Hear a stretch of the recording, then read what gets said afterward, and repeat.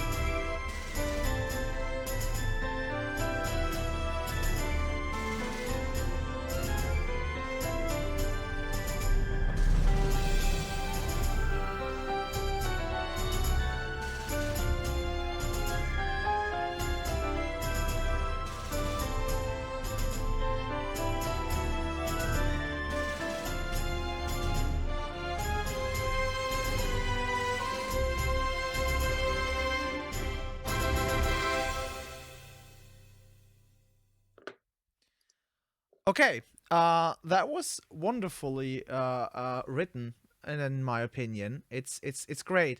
I personally was really impressed by the first note I heard because it really felt like there was a flute player behind my speaker. I've never heard that before. It felt the mix was super great, especially the woodwinds felt very nice. And something I also noticed which was great was the kind of the integration of percussion. I think the track could be straight out of The Sims, of some game. It was a very nice ambient main menu thing track. I really loved it. It was beautifully written, definitely. It sounds great. The mix was awesome. I really loved it. A very great track. Thanks for sharing. All right, let's go to Amber. Yeah, I've got written down. I just wrote Zelda straight away. I wrote up on the chat. I typed it up. Zelda yeah, with that's 10 A's. yeah, and I thought this was great. The orchestration was lovely in it, and the woodwind writing as well. And it's such a great theme, and you're bringing that theme back in, which is great. I can really imagine this for like a video game, like a really good theme. So if I'm playing a game in a few years' time and I hear this theme, then this is great. I really like this theme. But yeah, no, well done. This is really nice.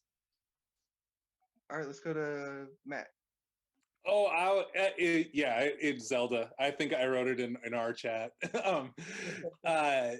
So I don't know what your application is. I would say just your varied repetition. I understand it in a video game context, like add voices here and things like that. And the orchestration was great, but consider modulating every once in a while. Just consider it.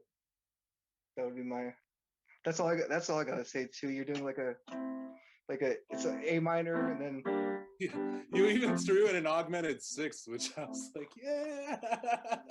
But you know, go ahead and send it. Yeah, because it's the same few chords over. What you're doing with the orchestration, layering on top of it is great. Try something different harmonically. Go to the C, or modulate to something that's different. I would go to the parallel minor, just for a bit, as if I'm changing scenes. But as a backing track to a video game, it sounds like you could, I don't know, I'd purchase it for if I was building it. Exactly. And one thing I also noticed was that great choir programming, which really I thought of Chris in that moment, because we talk about every show about how hard it is to write and to program a great choir, especially in the virtual world. And this was a beautiful choir. I really loved it. It sounded very natural, very great to my ears. It's a well done choir. What program do you use? Yeah, tell me the plugin. I need this. The plugin for the choir? Yeah, they're please. still really hard when they're not in an orchestral context. That's where it's really hard. When it's like just piano and choir, they still end up sounding like weird robots. Weird monk robots. So I didn't go video game because I'm not a gamer at all. I don't know Zelda at all. I went anime, and I went specifically Miyazaki. I mean, this sounds like Joe Hisaishi to me. It sounds like it could be from my neighbor Totoro. It could be from like a lot of those like more Ponyo, a lot of those more whimsical and childlike type things. I appreciated your harmony, and I appreciated it because you didn't just stick with diatonic chords, but there were non-diatonic chords. There were borrowings from the minor. There were some secondary dominants, things like that. It wasn't wildly inventive harmony, but it worked in the context, I think. I do think I appreciated going into the relative minor. I agree. I think the parallel minor might have been an interesting thing to try, just to give it a little dark. Minor darkens it, but not so much. But I mean, I think that's fine. This is sort of an orchestral clip. This sounds like a main title almost, like a main title of definitely of an anime piece.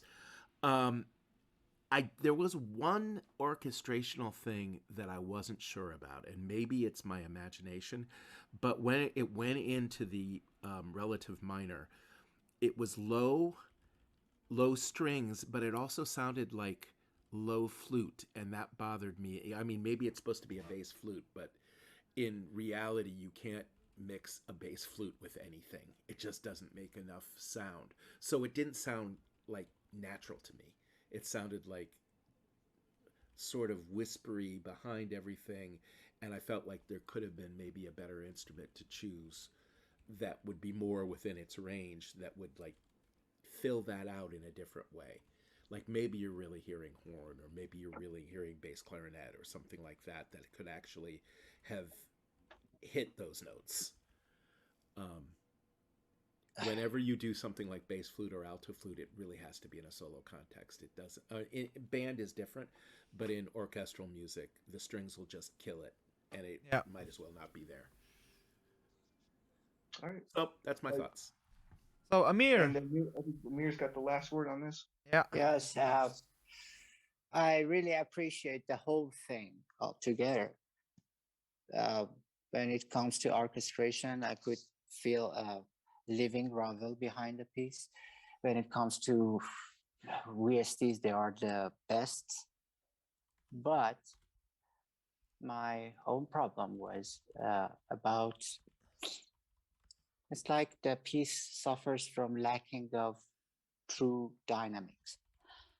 lack of true crescendos. The layers are added quite correctly when it comes to flourishing, but the individual instruments do not perform crescendos or diminuendos or things like that, because that will add too much information to such a dynamic piece on the whole. I mean, the very essence of such pieces are dynamism. So we need to take up tool in order to reflect it correctly. Good. And dynamics on the whole is a very capable tool. That's a good point. And if I may add my last point, if I'm allowed to add my last point, that was about the mixture, because it may happen because I hear it through the bands of Johannes. I'm not sure about what I'm saying, but look, in the great tuties of the work, we could hear Tambourine, for instance. For that amount of sound that we have, choir, brasses, the tambourine is a very small instrument in compared to that amount of voice. I mean, so that was not. That was very loud. I'm not sure about what I've heard, but based on what I've heard, I'm judging. Maybe I'm wrong. That's it. I actually very good piece. I Bravo. I actually think this is a good point. What you have. I think there are two ways for the tambourine to work. The one way would be the production side. So you make the tambourine quite in the middle of the sound. So you have this as a production instrument, or you try to do this in the orchestral section, but then you have to put it in the back because it's percussion. It's not in the front row where the violins are sitting. You have to put it back to the percussion section, like the timpani and everything, and the cymbals and something. So if this is like if this is a track for a game or something, I think this could be a production thing, so that the people can hear the tambourine. But I felt a little more reverb and a bit quieter, so it gets a little more in the background. Could leave some space for the instruments which are traditionally before the percussion. Thank you so much, Johannes. My pleasure. Sir.